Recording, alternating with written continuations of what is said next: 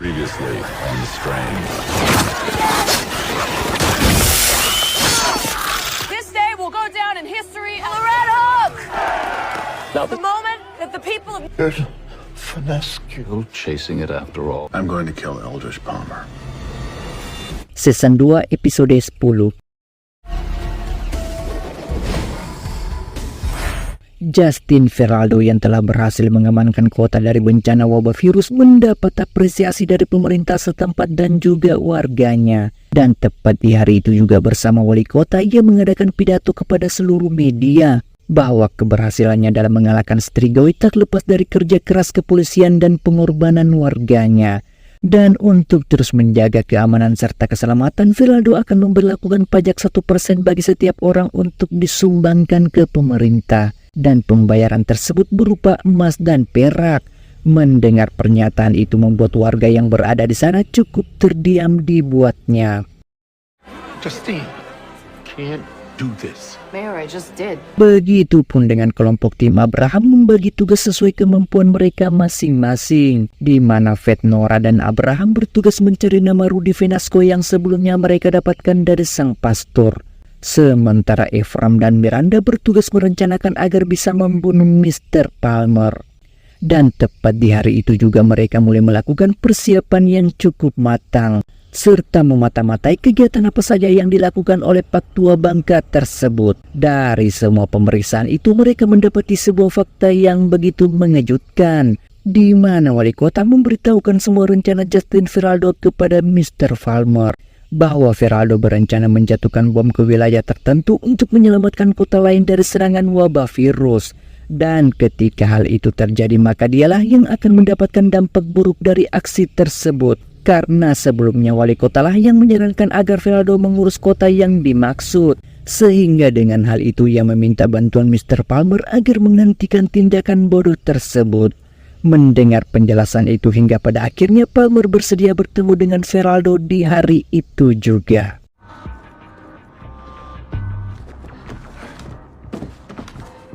You good? It's almost time. To Councilwoman Veraldo. Mr. Palmer. Kini tibalah pertemuan konselator tersebut, di mana tujuan Palmer ke sana adalah untuk menyampaikan pesan kepada Veraldo bahwa tindakan menjatuhkan bom merupakan tindakan yang ilegal. Dan di saat itu juga Ephraim tidak akan menyia-nyiakan kesempatannya untuk segera bisa membunuhnya.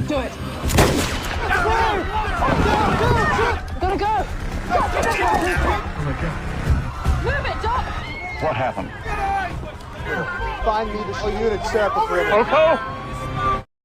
Ephraim dan Miranda tidak mengetahui bahwa yang mereka bunuh pada saat itu adalah seorang wanita yang tak bersalah. Begitupun dengan pihak kepolisian akhirnya berhasil meringkus mereka. Sementara Abraham, Fed, dan Nora terus saja melakukan pencarian atas nama Rudy Venasco. Mereka mencari satu demi persatu nama yang dimaksud. Dan setelah pencarian yang begitu panjang dan melelahkan hingga pada akhirnya Abraham menemukan satu tempat perpustakaan yang diduga keberadaan pria tersebut. Abraham mengatakan bahwa buku Delumen memiliki sampul yang terbuat dari perak murni dan meminta kepada mereka berdua untuk segera mencari buku tersebut satu demi persatu. Di tengah-tengah pencarian itu tiba-tiba saja Nora mendapatkan kabar dari radio bahwa Ephraim dan Miranda telah ditangkap pihak kepolisian atas tuduhan pembunuhan berencana terhadap Mr. Palmer. Mendengar hal itu tanpa pikir panjang, Nora dan Fed memutuskan untuk segera meninggalkan Abraham seorang diri. Abraham mencoba mencegahnya dan meminta agar membantunya menemukan buku Delumen sebelum orang lain menemukannya. Fed dan Nora mengatakan bahwa keselamatan Ephraim serta Miranda jauh lebih penting dibanding buku yang dimaksud.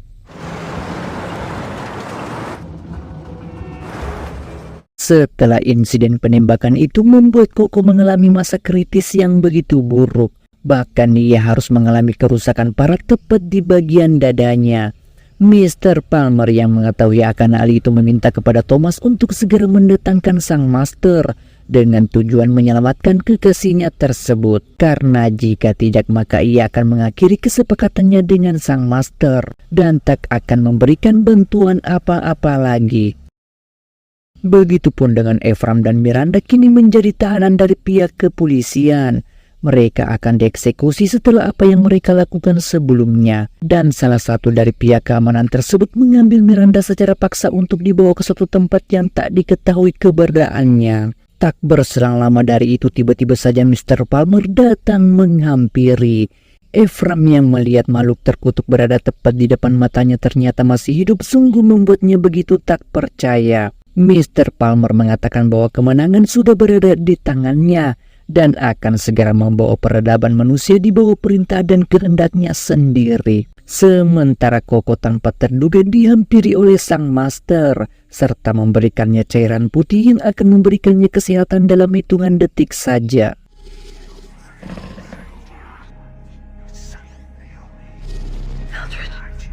Saved your life too. Begitupun di tempat Ephraim, tiba-tiba saja puluhan Strigoi datang dan menghabisi seluruh orang-orang satu demi persatu. Dan ketika Strigoi hendak saja memangsanya, Fed dan Nora datang di waktu yang tepat serta membunuh mereka dan akan segera mencari Miranda di saat itu juga. Sementara Abraham dengan sibuknya mencari buku D.O.C. Duluman, Abraham cukup kelelahan karena harus bekerja tanpa bantuan dari rekan-rekannya. Namun dari segala upaya dan kerja kerasnya hingga pada akhirnya Abraham berhasil menemukan buku tersebut berada tepat di dasar lantai. Dan ketika baru saja membuka beberapa lembar dari buku itu, tiba-tiba saja orang tak dikenal datang dan memukulnya hingga membuatnya pingsan seketika.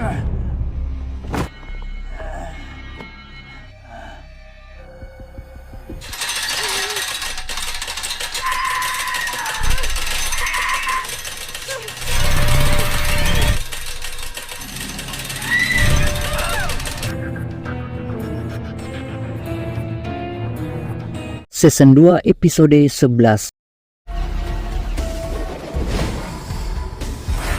Miranda ternyata dibawa oleh Thomas di suatu hotel bernama Mayfield dan akan segera dieksekusi. Namun sebelum itu terjadi, Thomas akan menceritakan kisah percintaannya serta kehidupannya yang cukup menyedihkan. Pada tahun 1931, Thomas bekerja sebagai sales untuk mempromosikan radio kepada setiap orang-orang agar mereka bisa membelinya dan mendapatkan uang. Namun Thomas selalu mengalami penolakan demi penolakan, hingga tak ada satupun barang berhasil ia jual. Sehingga perusahaan tempat ia bekerja tak segan-segan memarahinya karena tak becus dalam menjalankan setiap pekerjaannya. Tak hanya itu, bahkan seluruh rekan-rekannya menganggapnya sebagai seorang yang tak berguna, kecuali seorang wanita yang bernama Helga, yang selalu mensupportnya di setiap saat. Helga mengatakan bahwa Thomas tidak ditakdirkan menjadi seorang penjual radio, melainkan ia ditakdirkan untuk hal-hal yang lebih besar. Mendengar hal itu membuat Thomas semakin semangat menjalani hari-harinya. Dan tepat di malam itu juga Thomas mengajak Helga untuk kencan pertama mereka. Thomas bisa mengenal Helga lebih dekat serta kehidupannya. Begitupun sebaliknya, Helga bisa lebih mengenal Thomas. Dan di saat perbincangan itu, Thomas teralihkan oleh seseorang yang sedang berpidato di tempat tersebut, di mana pada masa itu merupakan pemerintah Nazi Jerman di bawah kekuasaan Hitler, mengecam keras bangsa Yahudi untuk tidak tinggal dan mendiami negara Jerman, sehingga meminta kepada seluruh rakyatnya untuk memusnahkan dan bahkan membantai mereka. Thomas yang mendengar pidato tersebut membenarkan hal itu, bahwa bangsa Yahudi merupakan parasit yang harus diusir dari negara tersebut. Namun dari semua ucapan Thomas itu membuat Helga begitu kecewa. Bagaimana tidak, ternyata Helga merupakan seorang keturunan dari bangsa Yahudi. Right where you belong. Stand for better things. No, Helga. Pada tahun 1935, Thomas sudah menjadi bagian dari pemerintahan Nazi Jerman. Ia tidak lagi bekerja sebagai sales untuk menjual radio di setiap rumah-rumah. Dan tepat di hari itu seluruh orang Yahudi akan dideportasi termasuk Helga dan anggota keluarganya. Namun bukannya Thomas membantu sang kekasih, ia malah membunuhnya dengan begitu keji.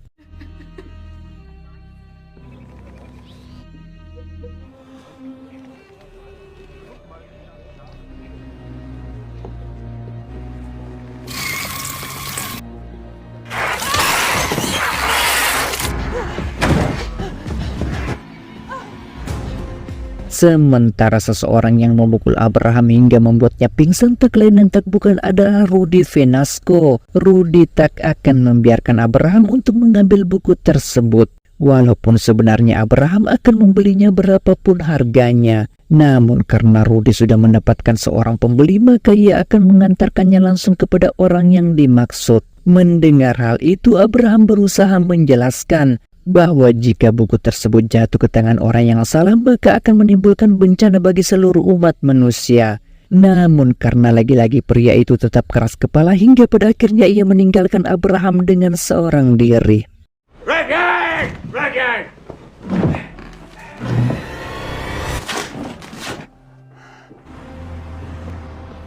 Sementara Ephraim, Fed, dan Nora akan melakukan rencana bagaimana cara agar bisa menyelamatkan Miranda dari tangan manusia terkutuk seperti Thomas. Namun untuk melakukan hal tersebut tak semudah itu, di mana hotel yang menyekap Miranda telah dijaga dengan begitu ketatnya, sehingga Fed berencana akan melewati jalur lain melewati pintu belakang. Dan ketika mereka berhasil memasuki hotel, tanpa terduga mereka mendengar suara Miranda, yang tentu saja membuat Nora dan kawan-kawan segera mencari sumber suara tersebut.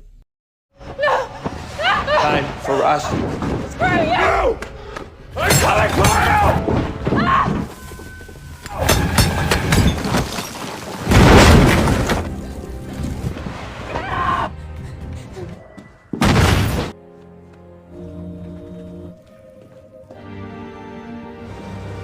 Di suatu tempat diperlihatkan Rudy menghampiri seseorang dengan tujuan menjual buku tersebut. Ternyata seseorang yang dimaksud itu adalah Krim sendiri.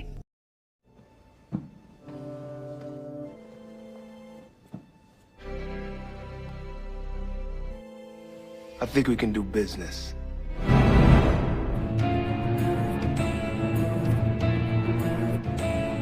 Season 2 episode 12. Gus bersama Silver mendatangi kawasan penjara tempat dirinya pernah mendekam selama 18 bulan lamanya. Dan tujuannya menghampiri tempat tersebut tak lain dan tak bukan adalah untuk membebaskan seluruh napi yang berada di sana.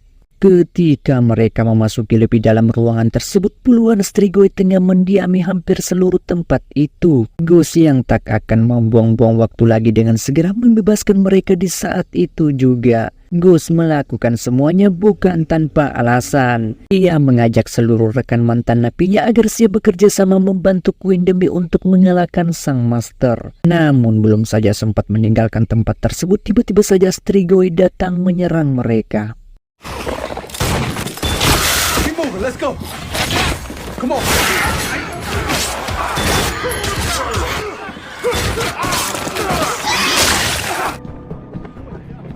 Sementara wali kota mendatangi tempat Justin Veraldo dengan tujuan menghentikan tindakannya yang telah memeras warganya sendiri. Veraldo mengatakan bahwa untuk mengamankan seluruh isi kota mereka membutuhkan polisi. Dan polisi membutuhkan uang agar dapat mengamankan kota dengan baik. Ia melakukan pajak 1% hanya untuk pelayanan semata, seperti halnya pajak-pajak pada umumnya. Namun karena wali kota tidak setuju akan hal itu, sehingga ia meminta pengunduran diri, atau ia akan melaporkan Veraldo kepada pihak kejaksaan. Tak berselang lama kepergian wali kota dari tempat tersebut, tiba-tiba saja dirinya dikabarkan telah meninggal, yang tentu saja membuat Justin Veraldo tak percaya dibuatnya. Did you get someone else to do it? Did you do this? So none of our... No. Find out.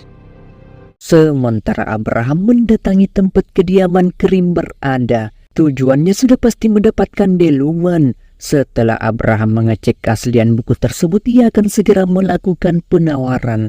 Namun lagi-lagi Krim menolak akan hal itu, di mana Mr. Palmer lagi-lagi telah membuat penawarannya. Abraham kembali menjelaskan bahwa buku ini harus berada di tangan orang yang tepat untuk mengakhiri wabah. Bukan seharusnya jatuh ke tangan orang-orang terkutuk seperti Palmer. Namun sekali lagi Krim tak peduli. Ia merupakan seorang pebisnis dan wabah tersebut mendatangkan keuntungan bagi dirinya sendiri. Abraham yang kembali gagal mendapatkan deluman mendatangi Queen. serta mengatakan bahwa untuk mendapatkan buku itu mereka harus melakukan pembayaran dalam bentuk emas. Tak hanya itu, Abraham juga mengatakan bahwa The Lumen akan dijual kepada pembeli yang melakukan penawaran tertinggi, sehingga ia membutuhkan bantuan Queen dan Malukuna tersebut dalam menangani kasus ini. Begitupun sebaliknya, Thomas yang telah mengetahui bahwa The Lumen akan dilelang esok harinya, sehingga ia meminta bantuan Palmer untuk menyiapkan seluruh emasnya agar dapat memenangkan lelang tersebut. In place tomorrow morning. Agreed? Consider it. He's playing you. Of course.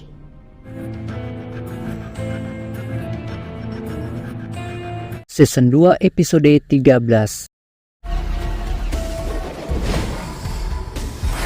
Mr. Palmer yang sebelumnya menjelaskan ke media akan membangun pabrik distribusi makanan terbesar selama ini ternyata adalah sebuah peternakan manusia yang begitu mengerikan, di mana pembangunan pabrik tersebut akan segera rampung beberapa minggu ke depannya. Begitupun Ephraim, Nora, dan Jack akan melakukan perjalanan yang begitu panjang dengan tujuan menitipkan Jack kepada kakek mereka yang ternyata selama ini masih hidup. Sementara Abraham, Fed, dan Miranda akan terus melanjutkan petualangan mereka untuk bisa mendapatkan buku De Uccido Lumen.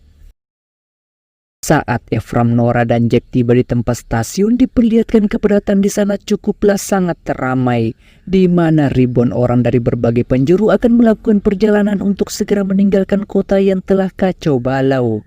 Dari sekian ribu manusia yang akan melakukan perjalanan tersebut, ternyata Rudy Velasco juga berada di sana berdampingan tepat di samping Ephraim, serta membawa puluhan dolar hasil penjualan buku The Lumen. Namun mereka tidak saling mengenal satu sama lainnya. Di tengah-tengah perjalanan itu sesuatu yang tak diinginkan terjadi, di mana ribuan Strigoi datang menghampiri, hingga membuat kereta tersebut keluar jalur dan terhenti seketika.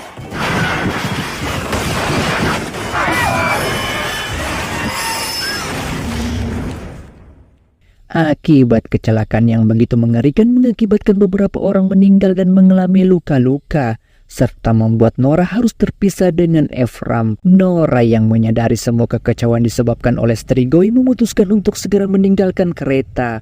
Namun semuanya tak semudah itu, di mana Kelly tiba-tiba saja muncul di balik kegelapan, hingga membuatnya harus terkontaminasi.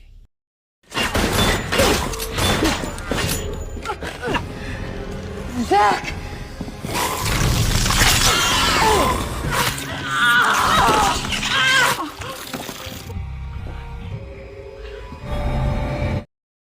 Ephraim yang telah berhasil menemukan Nora mempertanyakan di mana Jack berada, namun semuanya telah terlambat, di mana Kelly telah berhasil membawa Jack pergi entah kemana. Ditambah lagi kondisi dari Nora sungguh membuat Ephraim tak berdaya.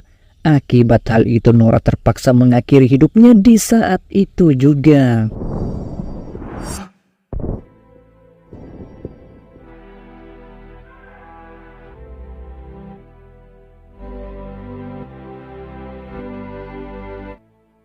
Sementara Abraham dan Fed kembali mendatangi kediaman Krim dengan tujuan melakukan penawaran. Dan ketika mereka sampai di tempat yang dimaksud, seluruh perlengkapan senjata dari kedua belah pihak harus diamankan terlebih dahulu. Krim selaku pemilik buku tersebut akan memverifikasi akun mereka masing-masing sebelum melakukan penawaran. Dan aturannya cukuplah sederhana. Bagi siapa saja yang melakukan tawaran tertinggi, maka ia berhak mendapatkan buku The Lumen tersebut. Dari transaksi itu terlihat begitu menegangkan, di mana Thomas dan Abraham saling menyebutkan angka nilai dolar yang begitu fantastik, sehingga membuat Krim tak percaya dibuatnya. Akibat hal itu, Krim memerintahkan salah satu anak buahnya untuk memeriksa tiap-tiap akun, dengan tujuan mengetahui jumlah tabungan serta limitnya.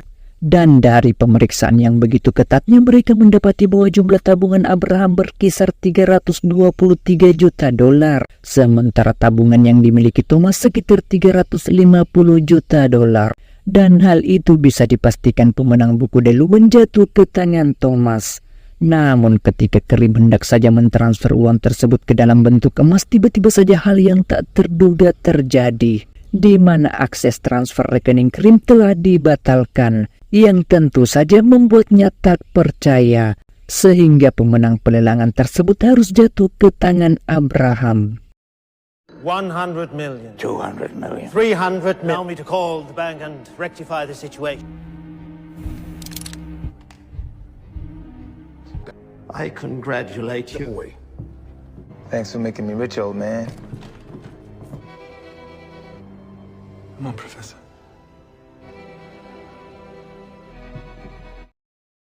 Abraham yang telah berhasil mendapatkan The Lumen sungguh membuatnya begitu bahagia. Namun saat Abraham mendapatkan buku tersebut, ia mengatakan hal yang tak terduga, di mana Abraham ternyata setelah mendapatkan buku itu, ia tak akan pernah menyerahkannya kepada Queen dan makhluk kuno tersebut. Walaupun keberhasilannya dalam usaha ini tak lepas dari bantuan mereka. Belum saja sempat menjelaskan semuanya, tiba-tiba saja Thomas melakukan penyerangan dan mengerahkan seluruh strateginya untuk mengambil buku itu kembali.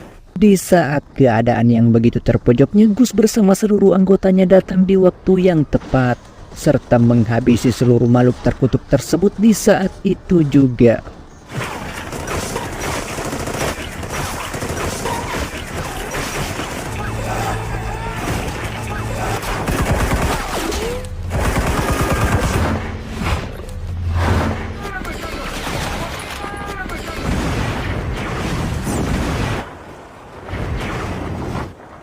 Tak berselang lama dari kegagalan Thomas dalam mengambil buku serta menangkap Abraham, ia kembali mendatangi Mr. Palmer. Thomas melampiaskan seluruh amarahnya kepada Palmer. Bagaimana tidak, kegagalannya untuk bisa mendapatkan The Lumen ternyata adalah ulah Palmer yang telah membatalkan akses transfer tersebut, serta mempermalukannya di pelelangan yang hal itu tentu tak bisa dimaafkan. Mr. Palmer melakukan semuanya semata-mata karena ia merasa bahwa Thomas dan sang master tidak pernah menghormatinya. Ia hanya dianggap sebagai budak semata, bukan sebagai rekan mitranya. Dan hal itu dibenarkan oleh Koko. Koko berpendapat bahwa tanpa bantuan Palmer, sang master tak bisa berbuat apa-apa. Mendengar hal itu hingga pada akhirnya sang master kegelapan datang menghampiri dan menyedot darah Koko hingga kering seketika.